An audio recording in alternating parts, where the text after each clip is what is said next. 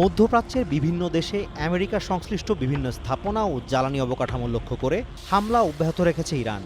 সবশেষ ২৪ ঘণ্টায় ইরানের ১০টি মিসাইল এবং ৫০টি ড্রোনের একটি বিশাল বহর প্রতিহতের দাবি করেছে আরব আমিরাত। এতে কোনো হতাহতের খবর পাওয়া যায়নি।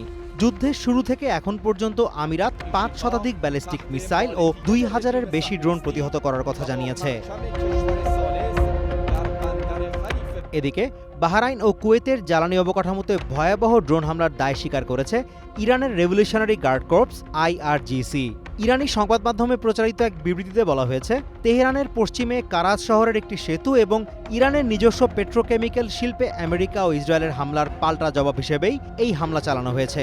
IRGC স্পষ্ট হুঁশিয়ারি দিয়ে বলেছে, এটি ছিল একটি টিট ফর ট্যাট বা যেমন কুকুর তেমন মুগুর নীতি। যদি বেসামরিক লক্ষ্যবস্তুতে আবারও হামলা চালানো হয় তবে দ্বিতীয় দফার হামলা আরও শক্তিশালী হবে বলে হুমকি দিয়েছে তারা। কুয়েতের তেল স্থাপনায় অগ্নিকাণ্ডে ব্যাপক ক্ষয়ক্ষতি হয়েছে এবং বাহরাইনের প্রধান রিফাইনারি বাবকোর ফুয়েল ট্যাঙ্কও ক্ষতিগ্রস্ত হয়েছে। লাইফে কোনো কিছুর গ্যারান্টি নেই, তাই ইন্স্যুরেন্স করুন সিটি ব্যাংকে, কারণ ইন্স্যুরেন্স করলে সিটিতে সুরক্ষা পাবেন নিশ্চিন্তে। অন্যদিকে ইসরায়েলের দক্ষিণাঞ্চলে একটি কারখানায় ইরানের ক্ষেপণাস্ত্র আঘাত হানার খবর নিশ্চিত করেছে দেশটির সামরিক বাহিনী। বিয়ার শেবার দক্ষিণে রামাত হোভভ এলাকায় এই হামলার ঘটনা ঘটে। আমেরিকার প্রেসিডেন্ট ডোনাল্ড ট্রাম্পের বেঁধে দেয়া সময়সীমা কেন্দ্র করে মধ্যপ্রাচ্য পরিস্থিতি আরও জটিল হয়ে উঠছে।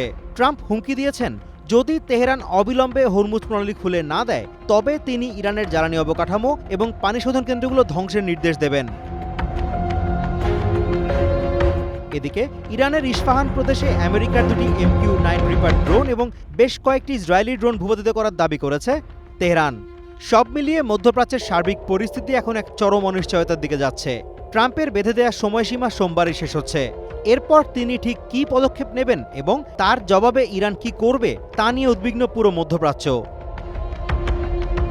Azimur Rashid Kanak, one international desk.